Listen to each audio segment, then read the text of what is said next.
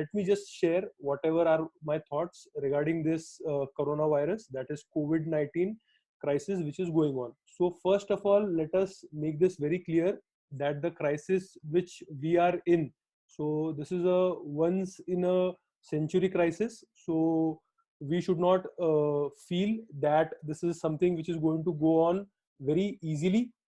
So we'll have to bear some consequences of this, and those consequences are what we are going to discuss today. Okay, so the bad part about this is that first we had to face the lockdown for 21 days. Now the lockdown has been extended by 19 days, so almost 40 days all the, you can say, activities are completely shut off, right, in our economy, and that is going to have a economic, you can say, impact. So impact of economy is going to be there. So now if we see, even before this COVID crisis, one of the things which happened is we were already going in a economic slowdown, right? We had discussed in our sessions that India is going through economic slowdown, and within that slowdown, when India was going through that slowdown plus financial crisis, plus if you would have remembered, we also had discussed about the twin balance sheet problem. मतलब जो companies है उनके भी balance sheet में problem था, और banks के भी बैलेंस शीट में प्रॉब्लम था, और अभी ये कोविड क्राइसिस आ गया है, तो इसके लिए ये जो क्राइसिस है और ज्यादा एग्रीवेट होगा और इकोनॉमी पे और ज्यादा इसका इम्पैक्ट होगा. Investment was already low. Now it would be, you can say, very difficult to revive investment in the Indian economy. We also have to understand that some few figures and surveys, government survey ने ये बताया था कि for the first time India में जो rural demand है, सो ये rural demand decline हुआ था आफ्टर सो मेनी इयर्स. ये फर्स्ट टाइम हुआ है, मतलब जो उनका परचेसिंग पावर है लोगों का रूरल में, वो भी कम हुआ था. एंड ये सब बैकग्राउंड अपने को बहुत इंपॉर्टेंट है to understand that what COVID crisis can aggravate the circumstances, right? Okay, so not only the demand हमारा एक major problem था, but अभी ये 40 days जो हमारा लॉकडाउन है, इसके लिए बहुत सारे supply chains में गड़बड़ हो जाएगा, और supply chain would be, you can say, disrupted. That is why this crisis would now we can say this is a double whammy. Why this is a double whammy? Because both supply side and demand side अभी हमको crisis है. पहले ही हमारे यहाँ पे demand कम था, but अभी जो सप्लाई साइड क्राइसिस होगा ये सब चीजों की वजह से, कोविड और लॉकडाउन की वजह से, तो और यू कैन से प्रॉब्लम हो जाएगा. ओके, नाउ इसमें प्रॉब्लम अगर हम देखेंगे तो जो स्मॉल शॉप्स है, लाइक से बार्बर का शॉप हो गया या फिर अदर जो छोटे छोटे शॉप्स होते हैं, okay, they are going to be impacted really badly. And one common theme जिस जो ये क्राइसिस का है, सबसे ज्यादा इम्पैक्ट किसके ऊपर होगा? People who have taken loans. Okay, अगर क्रेडिट पे काम कर रहे हो आप, लोन्स पे काम कर रहे हो, जो बिजनेसेस करते हैं, राइट? ओके, सो अगर वैसा आपने किया हुआ है तो इसका इम्पैक्ट सबसे ज्यादा होगा, क्योंकि जैसे मैंने आपको बताया कि डिमांड पे इम्पैक्ट होने वाला है. तो आपने समझो स्टॉक करके रखा है आपका इन्वेंट्री, और उतना डिमांड नहीं आने वाला है अभी, प्लस आपका आपका सप्लाई चेन डिस्टर्ब हो गया है. तो basically those who have taken, you can say, depth are going to face, you can say, problem. There was a survey conducted, एक सर्वे कंडक्ट किया गया था जस्ट 2-3 डेज बिफोर, एंड वो सर्वे में जो स्मॉल बिजनेसमैन है, तो इनसे ये पूरा सर्वे फिल कराया गया. तो इसमें क्या पाया है, that the small business people, okay, they are expecting at least 30% decline in their revenues. Now this is very very important understanding कि जो survey है, जो small businesses across India भराए गए हैं, and especially that focus of the survey was Maharashtra region and Mumbai and Pune were the focused areas. So what are the findings of that survey? That the businessmen feel that their revenue is going to decline as compared to last year minimum by 30%. So which is you can say again a cause of worry. Okay, now when I'm interacting with all the businessmen across the sector, say for example Solapur में जो textile industry है, जब उनके साथ मैंने interaction किया, so they are also worried, as many of the businessmen are worried कि okay, this lockdown will be, you can say, getting over, और समझो 20th April से थोड़े restrictions भी हट गए, and we get the permission to start our businesses or factories, but demand कहाँ से आने वाला है? People are you can say going to get unemployed. People are not going to spend more. Okay, so if that spending is going to decrease, even if we start the factories, for whom are we going to produce? So demand side crisis and supply side crisis. So that is there. And even if the lockdown is, you can say, restricted, then most of the areas would be facing the problem of labor. अगर आपका labor ऐसा है कि जो already अपने अपने home towns में चला गया है, then that would also be a, you can say, crisis. How they would be returning, when would they return, would they feel safe to return back? Okay, so again, this is the, you can say, one of the uncertainties which we'll have to face, and you can say cater to when we are thinking about our business. Okay, MSMEs are, you can say, जो micro small medium industries होते हैं, they are going to be the worst hit. Okay, because वो बहुत सारे compliances करते हैं, organise sector में आते हैं, गवर्नमेंट की कॉम्प्लायंसेस करते हैं, टैक्स यू कैन से भरते हैं, और ऑलरेडी ये जो एमएसएमईज है, they were the worst hit even before corona virus crisis का हमारे इंडिया में जब स्टार्ट भी नहीं हुआ था, तो MSMEs were the worst hit because of the, we say the dual shocks, जो जीएसटी है और डिमोनेटाइजेशन है, तो उसका सबसे बड़ा इम्पैक्ट किसके ऊपर गिरा था? MSMEs, that is micro small medium enterprises. और अभी जो ये कोरोना आया है, तो again they are going to be the worst hit. अगर सेक्टर वाइज देखते हैं, so you must have also seen that कौन से सेक्टर सबसे ज्यादा इम्पैक्ट करेंगे. So we know as airline industries are there, travel and tourism industries there, hotel restaurant, you can say, industries are there, movie industry, जो theatres होंगे जहाँ पे एक साथ लोग आके ये सब मतलब दे have the recreation, so that is going to be impacted because people would be in fear, and I don't think people would come out of this, you can say, that easily. Okay, big businessmen, one fear for big business is government might impose restrictions on them that they cannot lay off people. But a good news for good business is that because they are big and they are systematically very important, मतलब वो system में बहुत important है हमारी economy के, तो government would take some steps to bail them out.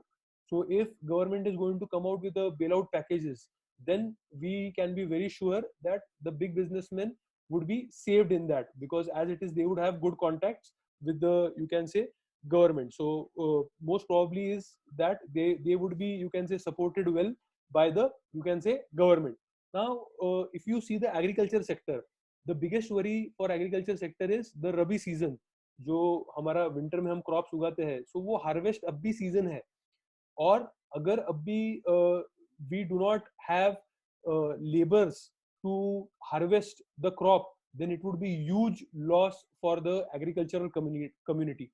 And you should understand that still in India, 40 to 50% of, you can say, the workforce directly depends upon agriculture. And if they go into losses, it would be a huge, you can say, calamity, because rural demand already negative आ चुका है, right? और अभी agriculture को भी अगर मतलब ये जो हार्वेस्ट है, तो उसको अगर वो हार्वेस्ट नहीं कर पाए because of the labour absent, and अगर हार्वेस्ट कर दिया तो एपीएमसीज बंद है, राइट, बहुत सारी जगह पे. तो एपीएमसीज पे ये सारा हार्वेस्ट आप मार्केटिंग करते हो, मतलब आप बेचते हो.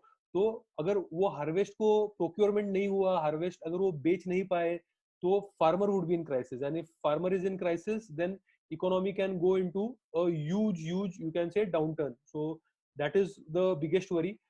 Agriculture में I think that government would take steps, especially जो फूड ग्रेन्स है, तो उसका प्रोक्योरमेंट हो जाएगा. बट एक वरी का जो कॉज है, वो जो फार्मर्स ऐसे हैं जो हॉर्टिकल्चर कर रहे हैं या फिर पेरिशेबल, यू कैन से, चीजें उगा रहे हैं, vegetables, fruits. Okay, so they are going to be having a little bit of worry, because उनका अगर टाइम पे प्रोक्योरमेंट नहीं हुआ, सप्लाई चेन अगर डिस्टर्ब हो गया. Say for example we can take example of our neighbourhood district only, Satara में जो स्ट्रॉबेरी फार्मर्स है, अगर वहां से स्ट्रॉबेरी प्रोक्योर अभी नहीं हो रही है, and it is not coming to the market, it is going to be a huge loss for this farmers. Understand, if farmers are in loss, demand is, you can say, खत्म हो जाएगा. क्योंकि अभी तक आपको समझना चाहिए कि 68% ऑफ द पॉपुलेशन, जो लास्ट सेंसस के हिसाब से, चलो अगर कम भी हो गया है तो हम 60% पकड़ते हैं, तो 60% हमारा पॉपुलेशन आज भी विलेजेस में रह रहा है. तो वहां से मेजर डिमांड का ड्राइव आने वाला है, कौन सा भी आप बिजनेस कर लो, right.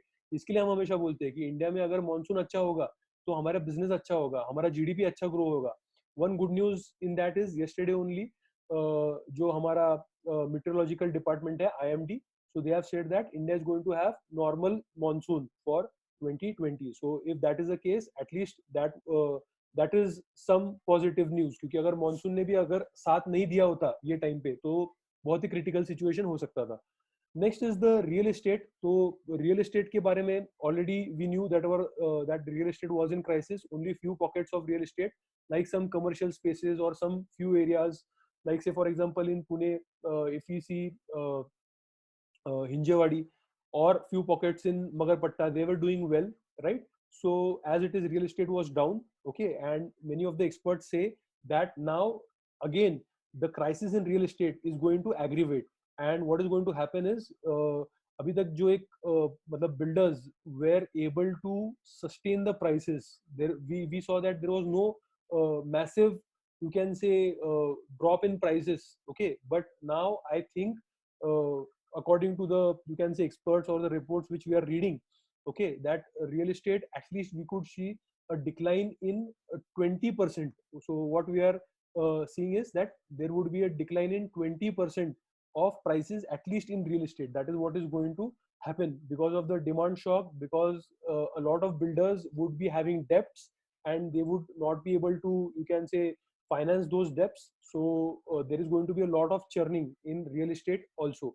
So this is the impact side. Okay, now if we just see what is the scale of the impact, अगर इसको कोई comparisons हम देखेंगे, क्योंकि आप जब भी न्यूज देखते होंगे तो आपको बहुत सारे comparisons होते रहेंगे कि 2008 में भी जो सबप्राइम क्राइसिस आया था, जो हमने हमारे क्लासरूम में डिस्कस किया था कि there was a subprime crisis in 2008, and वैसा तो नहीं है ये. और सबप्राइम क्राइसिस में से इंडिया बहुत स्ट्रांग निकला था, राइट? जब भी ऐसे क्राइसिस आते हैं तो यूजुअली जो डिबेट होता है वो होता है कि आपका रिकवरी कैसा होगा, मतलब इकोनॉमी डाउन जाने वाला है, राइट? तो यहाँ पे दो कर्व्स होते हैं जो इकोनॉमिस्ट बात करते हैं. दो प्रकार के कर्व कौन से होता है? एक कर्व जो होता है उसको बोलते हैं वी कर्व. मतलब कैसा है कि हम डिक्लाइन में जाएंगे बट इमीडिएटली हम वापस बाउंस बैक कर देंगे, तो our, you can say, recovery would be very fast. जैसे 2008 क्राइसिस में India did not face that crisis because Indian government ने जो है तो बहुत ही अच्छे अच्छे गवर्नमेंट ने स्टेप्स लिए थे और स्टिमुलस दिया था 2008 में. Okay, so but this crisis we can not say it is similar to 2008 crisis. बहुत सारे अलग अलग इसमें चीजें हैं. 2008 क्राइसिस हमको समझना है, सब प्राइम क्राइसिस कहाँ से स्टार्ट हुआ था? अमेरिका से स्टार्ट हुआ था.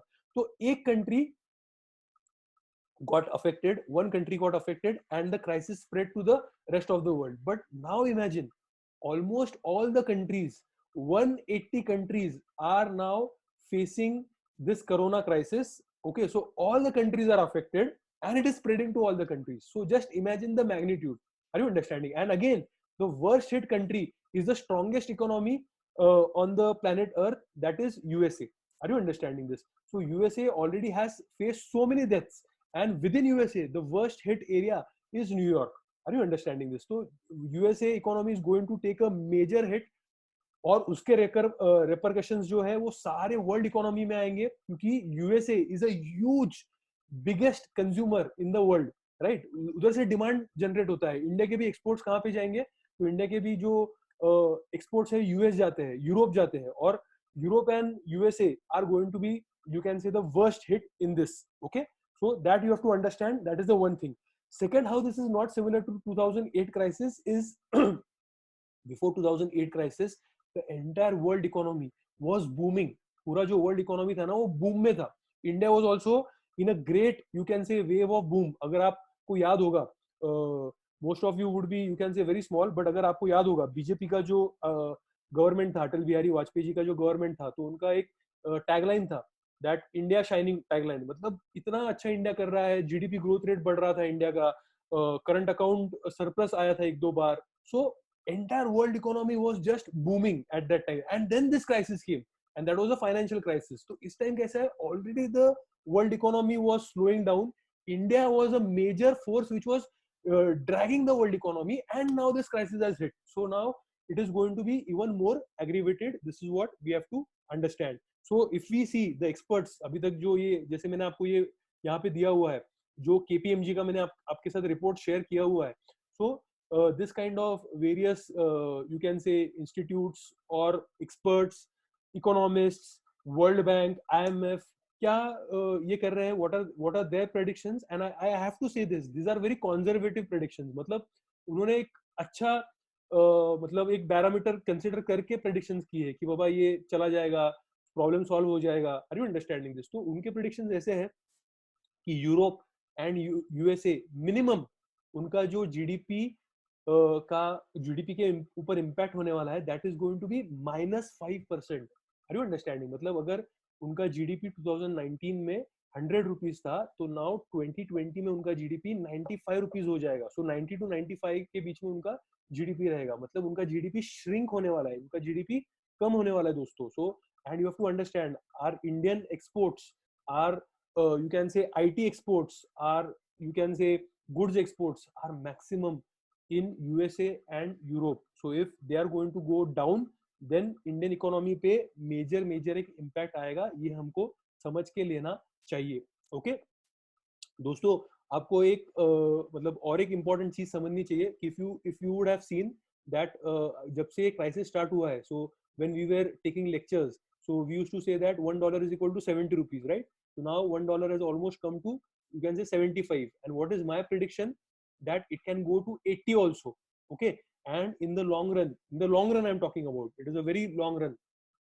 You can see that $1 can reach 90, and even in the worst of the case scenarios, it can even unfortunately touch, you can say, 100. But you have to understand this thing, one thing, that अगर रुपी का price कम हो रहा है dollar के comparison में, तो it is good for Indian economy, क्योंकि हमारे एक्सपोर्ट्स जो है उतने सस्ते होंगे, हमारा जो इंडियन प्रोडक्ट्स है, सर्विसेज है, वो उतने ज्यादा कॉम्पिटिटिव हो जाएंगे फॉर द वर्ल्ड इकोनॉमी. उतना ज्यादा हमारा एक्सपोर्ट बढ़ेगा, उतना ज्यादा हमारे इंडिया में एफडीआई आएगा. अभी चाइना यू कैन से में जो ये क्राइसिस स्टार्ट हुआ है, so everybody is looking up to India, right? That can we come into India, and will discuss that in the, you can say, second part of the interaction. But it is a good thing that if you can say the rupee is going to weaken, okay, but rupee would weaken, that is one of the things. As you can say, oil is also going to weaken. आज ही again जो international energy agency होता है, okay, जो ये international energy agency स्थापित हुआ था after the first oil shock which happened in 1970 to 73. तो उसका एस्टिमेशन ऐसा है कि because of this coronavirus, the demand in the world economy is going to be so much less that oil prices would even come down. And oil prices में हमको पता होना चाहिए था, रशिया और सऊदी अरेबिया का जो टसल चल रहा था, तो वो लोग सप्लाई कम नहीं कर रहे थे, राइट? बट अभी उनका एक अग्रीमेंट हो गया है, उन्होंने सप्लाई कट डाउन किया है, और वो जो सप्लाई लेवल अभी चल रहा है, तो इंटरनेशनल जो एनर्जी एजेंसी है वो बोल रहा है कि ये जो आपने लेवल फिक्स किया है उससे भी डिमांड कम होने वाला है, तो ऑयल प्राइसेस और कम हो जाएंगे. That is what you can say the international energy agency is telling us. So oil prices are going to go down. Again, this is a good sign for India, because you know that 80%. So some few positives are there, like rupee depreciating.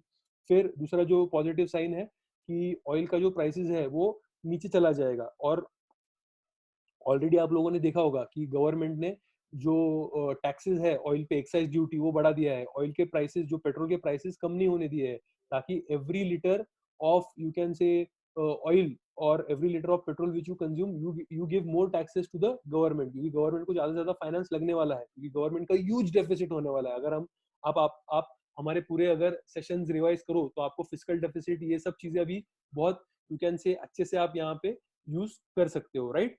Okay, so that is there. Some few optimistic अगर figures देखोगे, ये KPMG का भी report देखोगे, तो India पे क्या impact होगा.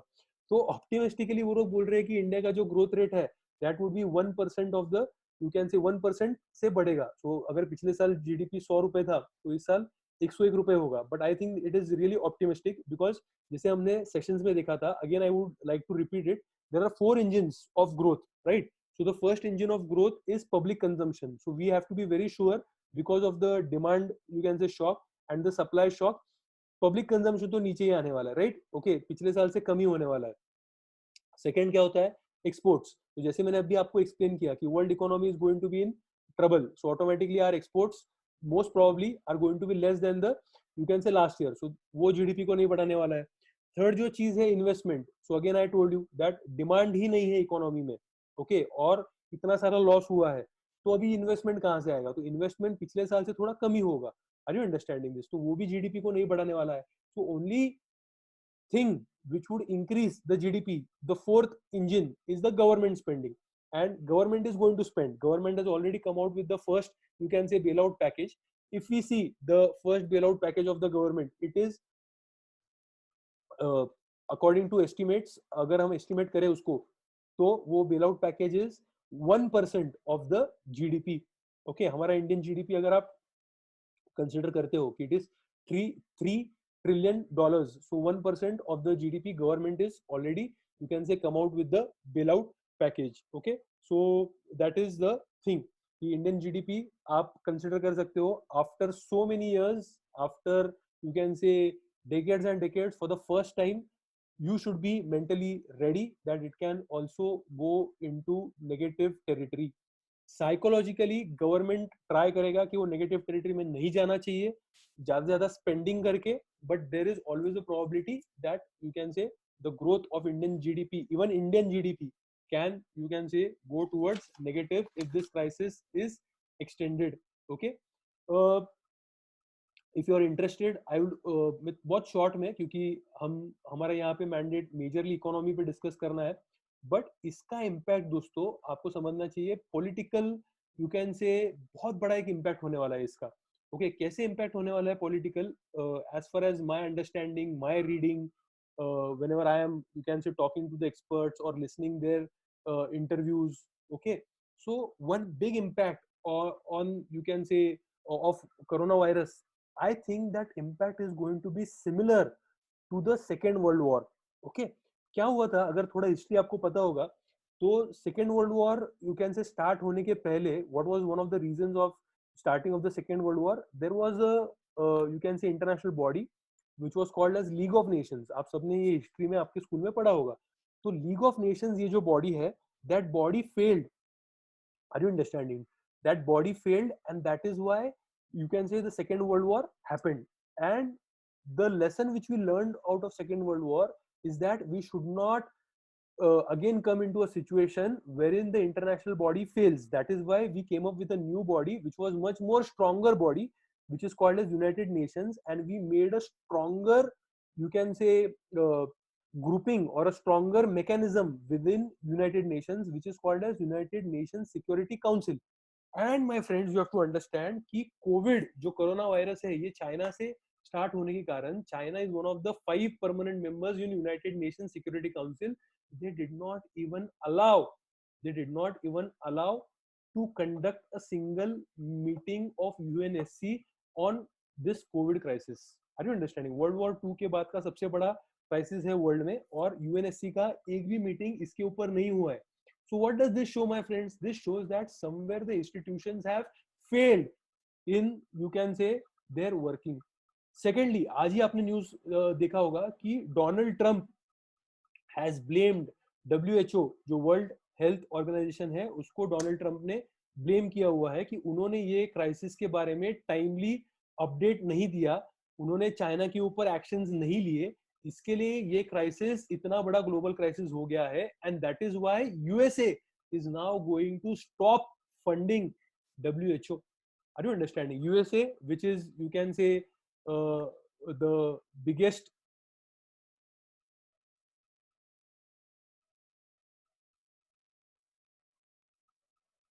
USA, which is, you can say, the biggest, you can say, economy in the world and the biggest donor. So it is, it has stopped funding WHO. So institutions are failing, my friends. Are you understanding this? Okay. दूसरा जो political change होगा, so institutions might fail, new institutions would have to come, global order change हो जाएगा, India का situation उसमें क्या होगा, we don't know. Okay, next important thing we have to understand is political जो सिस्टम है, okay, तो वो भी चेंज हो सकता है. देखो कौन से कंट्री ने बहुत अच्छे से ये क्राइसिस को हैंडल किया है. So one country which is there is China. And which kind of political organisation और institute we have in China? So we have authoritarian institute there, right? Authoritarian पूरा वहां पे गवर्नमेंट है, तो लोगों को ऐसा लगेगा, people would start feeling that authoritarian governments are needed, authoritarian leaders are needed. तो डेमोक्रेसी का थोड़ा इंपॉर्टेंस कम हो जाएगा क्या? प्लस नाउ अभी जो एप्स आ रहे हैं, देखो अगर आपने एप्स भी देखे इंडिया में भी, आरोग्य सेतु जो ऐप है, so they are now compromising the privacy of individuals, right? You have to give in your details.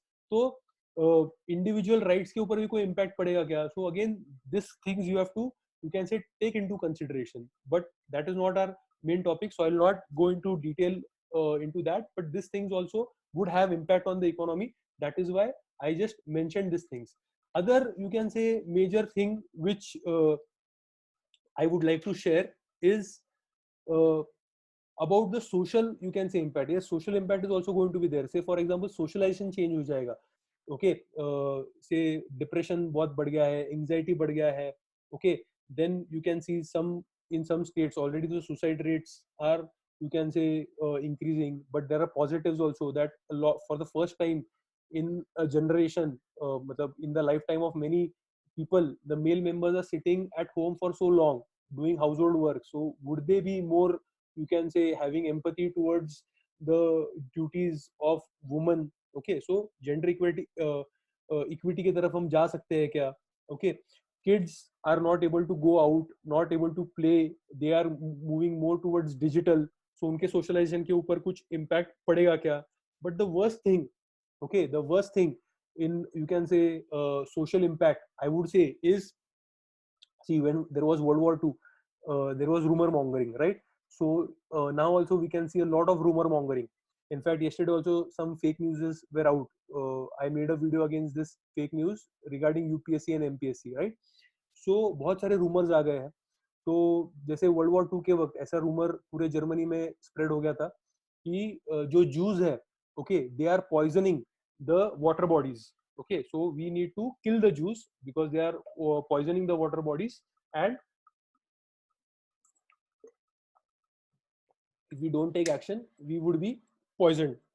Okay, वैसे ही इंडिया में, when Indira Gandhi was assassinated by her Sikh bodyguards, so पूरे India में ऐसा rumour था कि all the Sikhs are collecting a lot of armor, और Khalistan movement चल रहा था वहां पे, सेपरेट सिख कंट्री का मूवमेंट चल रहा था. So they are collecting a lot of armour in the respective gurudwaras. So there is why a lot of, you can say, violence against Sikhs was experienced, especially in the Delhi area also, right? Okay, and that led to killing. वैसे ही अभी जो हो रहा है, that is, you can say, you could see the old videos of Muslim, you can say, vendors spitting on vegetables, and they are spreading the, you can say, virus. So इसके वजह से एक social, you can say, तनाव निर्माण होगा. और जो हमारा एक फैब्रिक है, okay, एक social fabric होता है, that can get a little bit of, you can say, disoriented. And you know what happened with Jews or Sikhs.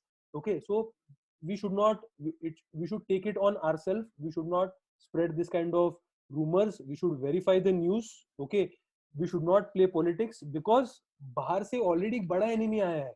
And everybody knows कि जो वायरस है, जात पात, उसको रिलीजन, धर्म, ये कुछ नहीं समझने वाला. It is going to attack the richest and the poorest together, right?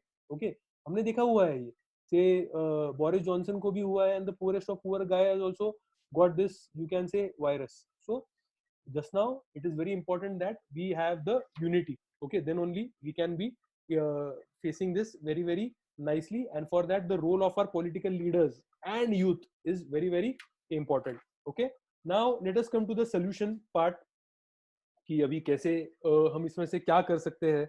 Okay, पहले मतलब ओवरऑल मैक्रो इकोनॉमिक डिस्कस कर सकते हैं हम, and then we can discuss, you can say, issue wise, and then we can take your questions. So first solution that I have already told you, India has spent around 1% of the GDP as a relief package. कितना spend किया India ने? 1% of the GDP. Okay, अगर आप USA ने spending देखा bail out packages के हिसाब से, तो यूएस का spending is 10% of the GDP, my friends. US का इकोनॉमी मिनिमम 20 ट्रिलियन है. US economy is minimum 20 trillion. 10%, 10% of that 20 trillion is going to be minimum 2 trillion, और इंडियन इकोनॉमी है 3 trillion. Are you understanding this? और Indian जो population है 130 crores, US population would be 35 to 40 crores. Okay, so just see how much resources USA has and how it is going to, you can just spend those resources in this crisis, you can say, situation. That is why one good positive thing is that USA would come out very stronger out of this crisis. 2008 के crisis के बाद भी अगर देखा तो USA के पास जो शक्ति है उसकी इकोनॉमिक रिसोर्सेज का, तो वो सबसे पहले बाहर आ जाते हैं क्राइसिस से. तो ये बहुत अच्छी चीज है इंडिया के लिए, बिकॉज हमारा जो डिमांड है, हमारा जो ट्रेड है गुड्स एंड सर्विसेज में मैक्सिमम यूएस के साथ है. तो ये बहुत ही अच्छी चीज है कि अगर यूएसए इतना स्पेंड कर रहा है तो. And Europe is spending on an average around 5% of the GDP. Malaysia, one of the Asian countries, is spending around 16%, 16% of the GDP on, you can say, bailout packages. India ने अभी तक से 1% you can say announce किया है, but yes, India would increase that, and many of the economist experts are saying that at least India should spend 4 to 5%, which is difficult. Why which is difficult? Because already India का जो spending power है कम है. ये budget अगर आपने 2019 2020-21 का budget देखा है, अगर हमने जो बजट का सेशन लिया था तो उसमें ऑलरेडी फिस्कल डेफिसिट हमने बढ़ाया था. We had used our escape clause and increase the fiscal deficit. Okay, तो इंडिया में जो स्पेंडिंग पावर है, ओके, इंडिया में जो गाड़ी में जो टाकी में फ्यूल होता है वो ऑलरेडी कम है. ओके, तो अभी उसको क्या करना पड़ेगा, किधर ना किधर से तो भी बाहर से फ्यूल लाना पड़ेगा. Okay, so now that we have decided that we want to spend, तो कैसे स्पेंड करना चाहिए. One good thing which India has is, in last few years India has developed immense technology. जैसे जनधन है, आधार है, मोबाइल कनेक्टिविटी है. Okay, तो ये सब, इसको जो जैम टेक्निटी बोलते हैं, जनधन, आधार, यू कैन से जनधन अकाउंट जो है, आधार जो है, और यू कैन से मोबाइल कनेक्टिविटी जो है, इसको जैम ट्रिनिटी बोलते हैं. तो ये जैम ट्रिनिटी के वजह से डायरेक्ट बेनिफिट ट्रांसफर, डायरेक्ट लोगों के यू कैन से अकाउंट में पैसे आना, ट्रांसफर करना, ये बहुत सिंपल हो गया है. जैसे हम एलपीजी सिलेंडर्स ऑलरेडी ये सब चीजों में करते हैं, स्कॉलरशिप में करते हैं. ओके, तो इसके वजह से गवर्नमेंट के पास एक अच्छा डेटाबेस बन गया होगा कि who are the poor people in the country who require all this help. Okay, तो इसका इस्तेमाल करके गवर्नमेंट ने अभी डायरेक्ट बेनिफिट ट्रांसफर 100% करना चाहिए. Okay, second thing which government should do, and which we are at a positive and a very good state, is India is having more than 60 million tons of buffer stock. हमारा जो एक हमने level बनाया होता है कि emergency में हमको कितना स्टॉक फूड ग्रेन्स का रिजर्व चाहिए, तो उससे ऑलमोस्ट ट्वाइस हमारे पास अब भी है, क्योंकि हमारे इंडिया में बहुत सारे bumper crops you can say over the last few years we have got. Okay, so क्या करना चाहिए, first government should first it should do is कि पीडीएस द्वारा या जो भी सिस्टम्स द्वारा, आधार यूज करके, टेक्नोलॉजी यूज करके, ये सारे चीजें यूज करके ये जो ग्रेन्स है तो पुअर को देने चाहिए. क्योंकि हमने देखा है माइग्रेंट लेबरर्स, हमने you can say day before yesterday also you saw what happened in Mumbai, what has happened in Surat, there were violent protests, what has happened in Delhi.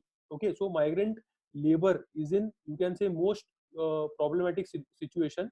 So if they are in most problematic situation, then they should be helped the first, and this food grains should be immediately released. Okay, क्योंकि already harvest season आ गया है रब्बी का, तो और आप procurement करोगे और food grains आप आपके पास रखोगे तो नो यूज ऑफ इट. कुछ भी न सोचते हुए वो पहले से पहले बाहर निकाल देना चाहिए. ओके, और एमजी नरेगा जैसे स्कीम्स यूज करने चाहिए, ताकि जो गरीब लोग हैं तो उनके पास, you can say, they would have some money.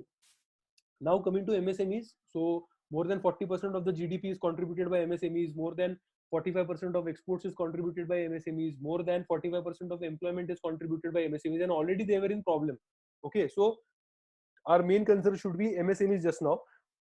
And what is the main problem going to be with MSMEs is the liquidity crisis. पैसा नहीं होगा, तो गवर्नमेंट ने ऑलरेडी जो 3 महीनों का मोरेटोरियम डिक्लेयर किया हुआ है. Okay, so that moratorium should be increase, and minimum that moratorium should now become 6 months. Okay, तो 6 महीने तक गवर्नमेंट ने ये डिक्लेयर करना चाहिए कि आपका जो लोन है उसका आप ईएमआई नहीं भरोगे तो भी चलेगा. After 6 months, once the, you can say, cash flow starts, आपका इकोनॉमी थोड़ा स्टार्ट होना चालू हो जाता है, लोगों के पास पैसा जनरेट होना चालू हो जाता है, then they can, you can say, start again, you can start paying the EMI. ऐसा करना चाहिए. प्लस जैसे गवर्नमेंट एग्रीकल्चर के लिए इंटरेस्ट सबवेंशन स्कीम लेके आता है, मतलब इंटरेस्ट रेट कम करता है. ओके, तो वैसा कोई स्कीम एमएसएमईज के लिए भी they could think about those kind of things. Okay, our banking and the financial institute, ILFS crisis, banks हमारे डूब रहे हैं. अभी आपने यस बैंक देखा होगा. तो banking sector is in, you can से, टर्मोइल. तो अभी सबसे इंपॉर्टेंट क्या है, बैंक्स को रिकैपिटलाइज करना, उनके पास भरपूर पैसा देना ताकि वो लोन दे पाए, ताकि वो विथस्टैंड कर पाए कि अगर ईएमआईज नहीं भी भर रहे, लोन रीपे नहीं कर रहा है, तो भी बैंक के पास लिक्विडिटी होना चाहिए, because a lot of people are going to withdraw liquidity. आप सोचो, आपकी जो सेविंग्स है इतने साल की, अगर बिजनेस बंद है, आपको लोन फेडना है, लोगों को पैसे देने हैं, तो you are going to withdraw from your savings. And if bank does not have cash, because their cash is, you can say, locked up, and people are not paying loans, then the entire system can be in problem. So bank, government ने सबसे पहले क्या करना चाहिए, banks और NBFC जो है, non banking financial companies जो है, उनके पास भरपूर पैसा देना चाहिए, लिक्विडिटी देना चाहिए, so that they do not come into the, you can से, crisis. That is very very important. हमारा एनपीए क्राइसिस अगर हम देखें तो ऑलरेडी 7 लाख करोड़ हमारा एनपीएस है बैंक के, that is 10% of the, you can say, deposits which the bank have given, 10% of the loans which the banks have given, they are npa, okay, they can now go to even more than 15%। ऐसे बहुत सारे हमारे यहाँ पे reports कह रहे हैं। but one good thing which Raghuram Rajan has said, that one of the few institutions in India which enjoys the triple A rating, you have to understand, not even the government of India enjoys triple A rating, okay, तो RBI enjoys triple A rating। क्यों? क्योंकि उसके पास capital reserves है around 8 to 9 lakh crore. आप समझ के लो, India में total bad loans कितना है अभी, 7 to 9 लाख करोड़, और उतना ही कैपिटल रिजर्व्स किसके पास है, अब भी आरबीआई के पास है। और उतने कैपिटल रिजर्व्स होने के कारण अब भी आरबीआई का रेटिंग क्या है, आरबीआई का रेटिंग है ट्रिपल ए रेटिंग। तो रघुराम राजन ने क्या बोला है कि नाउ इज द टाइम कि आरबीआई क्या कर सकता है, इंटरनेशनल मार्केट्स में जा सकता है। उसका ट्रिपल ए रेटिंग अगर है तो ऑटोमेटिकली उसको लोन्स बहुत इजीली मिल जाएंगे, एट लेस, मतलब लीस्ट इंटरेस्ट रेट पे उसको लोन मिल जाएंगे। वहां से पैसा लाके सारे हमारे बैंक्स में हम ये पैसा फ्लड कर सकते हैं, ताकि बैंकिंग क्राइसिस ना हो। क्योंकि अगर बैंकिंग क्राइसिस हो गया तो पूरा economy would go into a big, you can say, downturn. India also needs to attract FDI. FDI can come into India because China से crisis आया है, okay? और remember my friends कि gone are those times when, you can say, globalization was increasing, okay? तो अभी बहुत सारे लोग क्या बोल रहे हैं कि कोरोना के बाद में कैसा टर्मिनोलॉजी आने वाला है, जैसे हम पढ़ते थे कि BC, before Christ, so now before corona and after corona, so BC and AC आ जाएगा after corona. So after corona times are going to be not that globalized, because you have to understand, I'll give you one example, okay? say India में abrupt lockdown हो गया, and you have to understand that India, we say ना कि we are the, you can say, back end of all the developed countries। तो problem क्या हुआ USA और Europe के बैंक्स में कि वो लोग अच्छे से काम नहीं कर पाए, क्योंकि उनका पूरा जो बैकएंड है सॉफ्टवेयर, वो भी इंडियन कंपनीज मैनेज करते हैं, and also the call centres यहाँ पे इंडिया मैनेज करता है। तो ये कॉल सेंटर्स ओवरनाइट लॉकडाउन हो गए without any, you can say, intimation, right? So वहां पे प्रॉब्लम हो गया। So now Europe and USA might learn lessons, so they would say that we have to remain independent, because if this crisis, this kind of crisis comes, we cannot compromise our banking, or we cannot compromise our financial sectors। so थोड़ा deglobalization होगा, और ये deglobalization में क्या होगा, every country would try to remain self sustainable। वो trade barriers बढ़ाएंगे, वो थोड़ा trade बाहर से कम कर देंगे, ओके? तो ये सब चीजों में जब deglobalization होगा तो इंडिया में एफडीआई आएगा क्या? India has got a very good chance of coming of attracting FDI। कैसे? आपको समझना है, जब deglobalization होगा तो हमको समझना चाहिए, we always have to understand that India is one economy which is demand driven economy। मतलब इंडिया का खुद का ही मार्केट इतना बड़ा है, तो अभी जब एप्पल डिसाइड करेगा उसने फैक्ट्री कहाँ पे लगाना चाहिए, या फिर any other MNC decides where should it put up its factory, so it will decide such a country कि अगर वहां से वो ज्यादा बाहर एक्सपोर्ट भी नहीं कर पाया, तो भी वो कंट्री में डिमांड बहुत बड़ा होना चाहिए, वो कंट्री का डोमेस्टिक जो मार्केट है बहुत बड़ा होना चाहिए। India is the best available, you can से, सच कंट्री जहां पे लेबर भी चीप होगा, all the infrastructure would also be available, okay? So India can attract, you can से, maximum of the FDI, and investment अगर आएगा तो ही हम बाहर आ सकते हैं। गवर्नमेंट स्पेंडिंग बाकी कहाँ पे करना चाहिए, हेल्थ पे करना चाहिए। कैसे करेंगे हेल्थ पे? ट्रीटमेंट कोरोना वायरस के लिए, टेस्टिंग बढ़ा के, infrastructure like ventilators, testing kits, ये सब लेके आना चाहिए.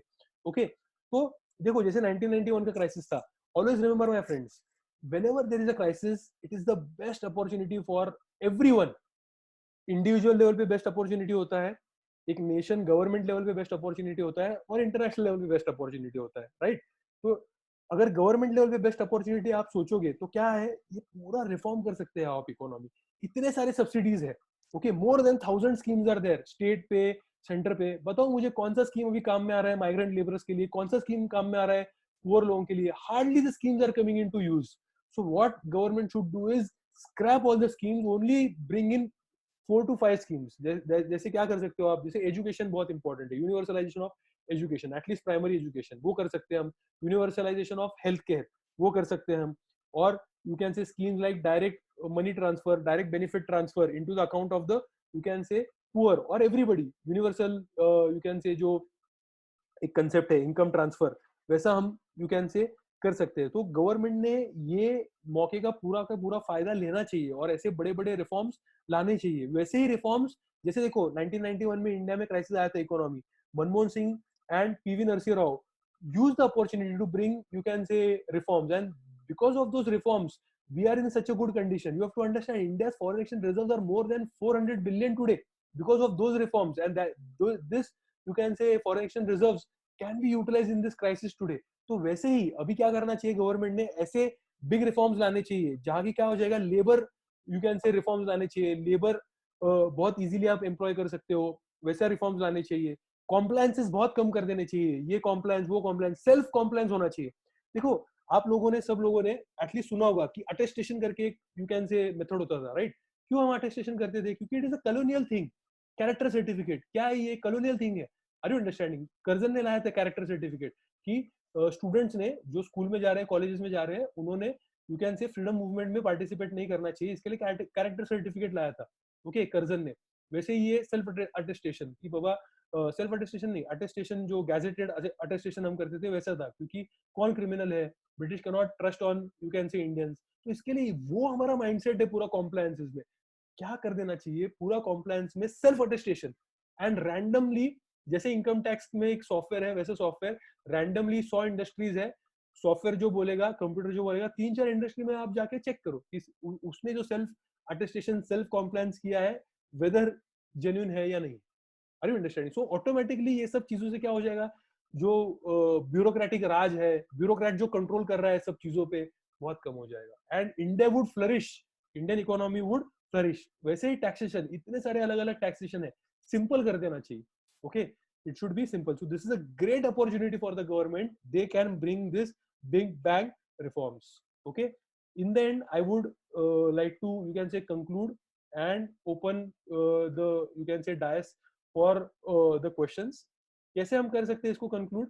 कि देखो अपॉर्चुनिटी कैसे है हमारे पास, कि वर्ल्ड वॉर 2 में जो दो कंट्री सबसे बुरे, जिसके ऊपर इम्पैक्ट हुआ था, that is Germany and Japan. They were completely destroyed. Japan तो आपको पता है, दो वहां पे एटॉमिक बॉम्ब गिराए थे यूएसए, कंप्लीट, यू कैन से, devastated.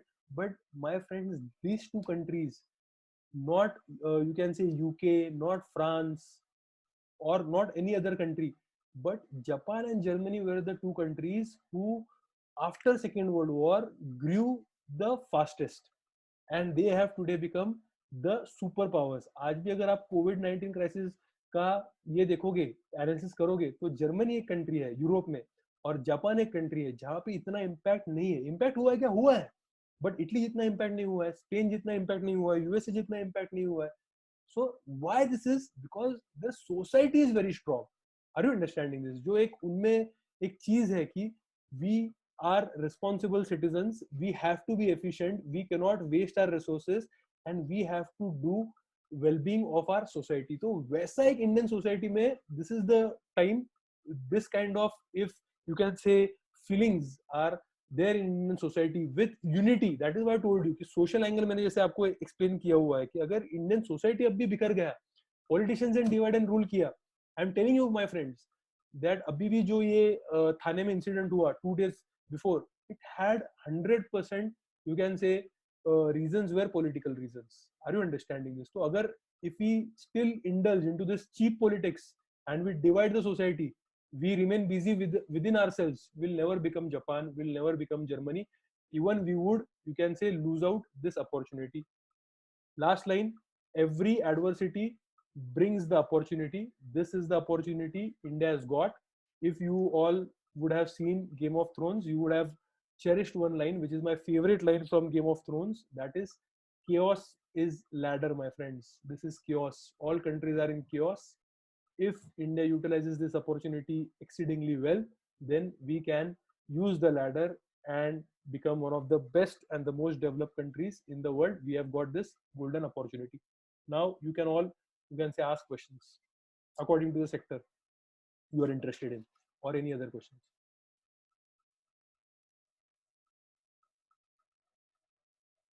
Yes, any questions? Shaiz mic is on. So Shaiz, you want to ask a question?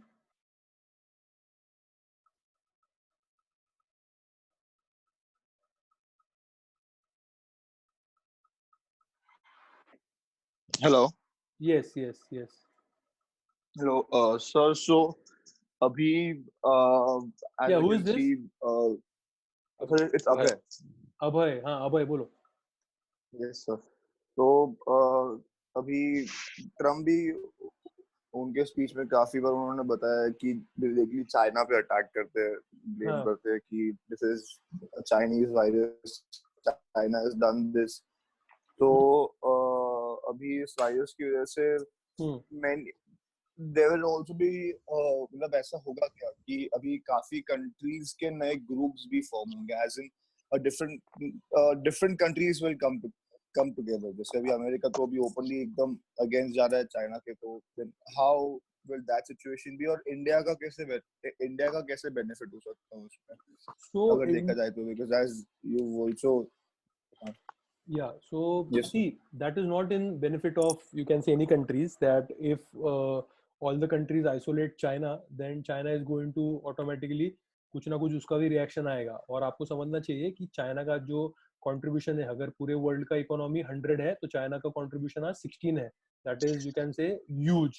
Okay, so our supply chains, our pharmaceutical industry, जैसे हमने बात किया हुआ है कि फार्मास्यूटिकल इंडस्ट्री में सबसे इंपॉर्टेंट जो कंपोनेंट होता है दैट इज एपीआई, जो एक्टिव फार्मास्यूटिकल इंग्रेडिएंट होता है.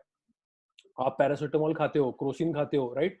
तो जो उसमें क्रोसिन में जो कंपोनेंट होता है, जो एक्चुअली वो काम करता है आपके बॉडी में जाने के बाद, तो वो सारा हमारा मैक्सिमम, यू कैन से, अराउंड 60 to 70% एपीआई चाइना से आते हैं. वैसा हर एक इंडस्ट्री हमारा चाइना के ऊपर अब भी तो डिपेंड है, राइट? तो अगर एक साथ अगर हम आ जाते हैं सारे countries and we start opposing China, then it would be complete, you can say, chaos and mess. So India is, you can say, playing it very carefully, and it is very nicely done by India कि कोई किसी को blame नहीं कर रहा है. slowly हमको at least, you can say, 5 years 6 years लग सकते हैं सेल्फ इंडिपेंडेंट होने के लिए, या फिर ऐसे इंडस्ट्रीज डेवलप करने के लिए जहाँ पे हम चाइना पे नहीं डिपेंड रहेंगे. अगर आप देखोगे, जब WHO को क्रिटिसाइज किया हुआ है ट्रम्प ने, okay, तो India has not come out with any of the you can say public comments, and it is saying that Trump should not have done this, USA should not have done this. So slowly steadily India does back USA, but it does not want to antagonize China, because China के ऊपर dependency हमारा अभी भी बहुत सारा है, and हमारे borders भी चाइना के साथ है. आपको ये भी पता है कि China and Pakistan are, you can say, all weather friends. So in no condition we can make China, you can say, angry. We are not in that, matlab, we don't want to be in that situation.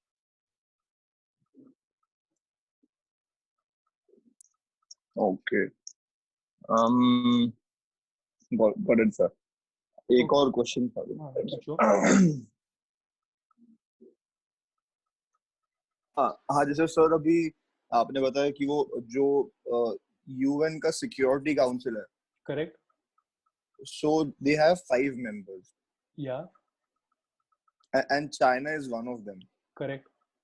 So, so sir, how can China just solely not allow for the Security Council to have a meeting Correct. on the coronavirus situation? Correct. Because जब ये security council बना था ना, तो वहाँ पे veto powers दिए थे परमानेंट मेंबर्स को. तो permanent members have the veto power that even if one country is not in agreement to whatever is the discussion or whatever is the decision being made, then no country would act on that. Why these veto powers were made in the first instance is because कि अभी इसके बाद UN बनने के बाद जो भी चीजें हम डिस्कस करेंगे, जो भी चीजें हम डिसाइड करेंगे, वो सारों को लेके डिस्कस करेंगे. एटलीस्ट ये 5 सबसे पावरफुल कंट्रीज को लेके डिस्कस करेंगे. That is why the veto power was there.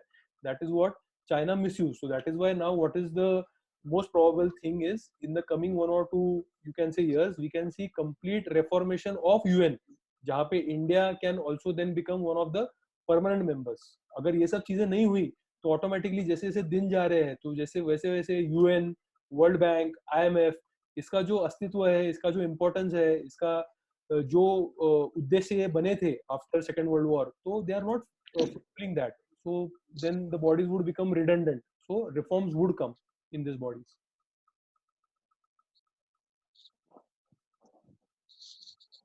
Hello, sir. Yes. Yes. Who is this? Moksha. Yes, Moksha. Tell me.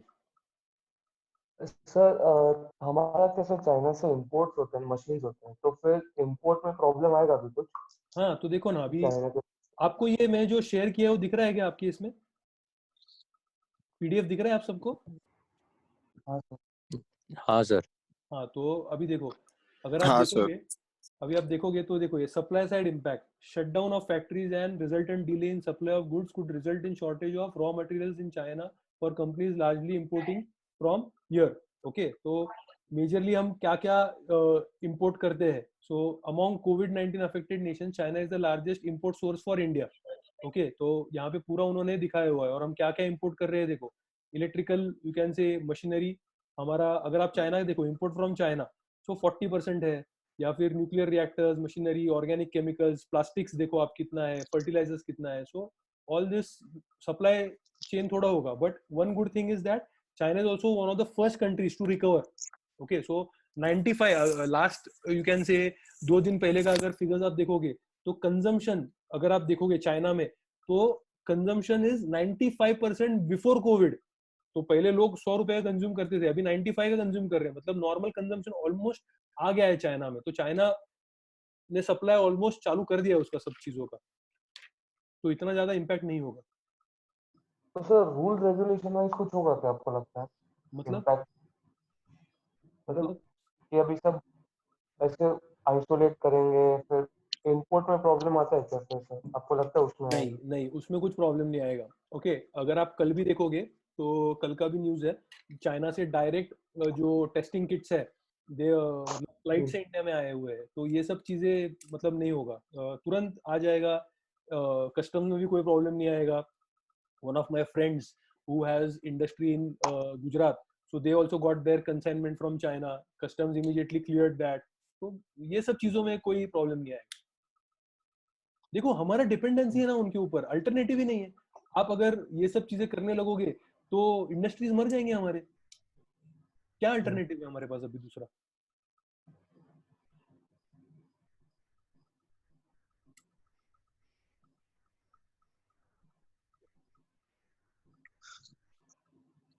और hello sir. Yes yes. Hello. हाँ बोल ना मोक्ष, बोलो बोलो. सर इंडिविजुअल लेवल पे सर अभी सबसे राइट टाइम रहता है क्या इन्वेस्ट करने का? Yes, the share market अगर आप देखोगे, okay, so what I think about the share market is, see before corona हमारा बहुत एक बड़ा बबल था शेयर मार्केट में. okay, so अगर एक P रेशो बहुत इंपॉर्टेंट होता है, आप लोगों ने सबने पढ़ा होगा right? P ratio when you are मतलब evaluating the share market. So our P ratio had gone well about 20, but now our PE ratio has come, you can say within the parameter of 8, 9, 10. अगर वैसा P ratio आ गया है तो this is the right time to invest. ये level पे you can say stock markets for 42,000 अगर हम पकड़े कि before COVID था और अभी अगर 30,000 पकड़े, okay, so it is 30% around you can say decline, which is very fair. So I think the real level should remain around 30,000, 20 to 30,000 अब भी रहना चाहिए stock exchange का. This is the right time to invest. Hello Yes. Sir आवाज cut हाय रहा sir, है। कशिश here. हाँ कशिश बोलो. सर अभी बैंक्स के साइड से आपको क्या लगता है, will they be giving more loans or are they going to restrict the finances because पैसे की कमी तो सर पूरी दुनिया में है अभी. नहीं तो लोग घर से अभी पैसा अभी नहीं क्या निकाल कर रहे. सकते हैं ना, देखो गवर्नमेंट को कहीं से पैसा लाना है, तो गवर्नमेंट क्या कर सकता है, जैसे मैंने आपको एक ऑप्शन बताया कि आरबीआई हमारे कंट्री में बहुत रेयर एक इंस्टीट्यूट है जिसको ट्रिपल ए रेटिंग है. तो हाँ अगर मैं वही. आरबीआई आरबीआई जाता है बाहर वर्ल्ड के कंट्रीज में और वहां पे अगर वो बॉन्ड इशू करता है तो वहां से पैसा लेके आ सकता है आराम से आरबीआई. और दूसरा ऑप्शन क्या है हमारे पास, हमने जो बजट पढ़ा था तो वहां का एप्लीकेशन आप कर सकते हो. There is something called as monetise deficiting. मतलब क्या है कि गवर्नमेंट प्रिंट कर सकती है करेंसी. उसमें एक धोखा क्या है ओके. कि हमारा आज जो 75 रेट है $1, तो अगर प्रिंट किया तो पैनिक हो जाएगा मार्केट में. ओके क्योंकि सप्लाई बहुत बढ़ जाएगा ना रुपी का. तो 75 से 85 तक भी जा सकता है. That is the you can say collateral damage. That is one thing which is negative, but we should be happy to do that क्योंकि अब भी पैसे की जरूरत है. ओके आप फॉरेन एक्सचेंज का सोचो मत. फॉरेन एक्सचेंज का वैसे भी सोचोगे तो उससे सिर्फ एक डर क्या है कि इन्वेस्टर्स थोड़ा डर जाएंगे, बट इन्वेस्टर्स भी इतना डरने वाले नहीं है क्योंकि ये एक्स्ट्राऑर्डिनरी सिचुएशन है. आपको एक्स्ट्राऑर्डिनरी मेजर्स लेने पड़ेंगे. So in fact if I was the economist I would have suggested government कि आप कर दो मोनेटाइज, आप प्रिंट नोट कर दो. हमारा करेंसी भले डेप्रिशिएट हो जाए, हमारे इकोनॉमी में अभी भरपूर लिक्विडिटी होना चाहिए, भरपूर लोगों के पास पैसे होने चाहिए सो दैट उनका इन्वेस्टमेंट करना है, उनका डिमांड किधर भी कुछ इम्पैक्ट नहीं होना चाहिए. And they should get maximum loans just now people. Okay. So it all depends how government now handles it. But I don't think government would allow to let liquidity decrease in the market. वो नहीं होने देगा government at any cost. Okay. Sir एक doubt था. Yes, Kashish. जैसे अभी आपने कहा कि इंडिया का जो करेंसी वैल्यू है जो 75 से 80 मे बी 90 100 तक जा सकता है. But sir given the situation ये पूरे वर्ल्ड में अफेक्ट कर रही है. सो आई थिंक वो क्या बोलते हैं सर, फिर से क्यों सिर्फ इंडिया का इतना 25-30% अगर आप देखोगे ना तो ऑलरेडी जो बाकी के इकोनॉमीज का करेंसी है वो पूरा कोलैप्स हो चुका है.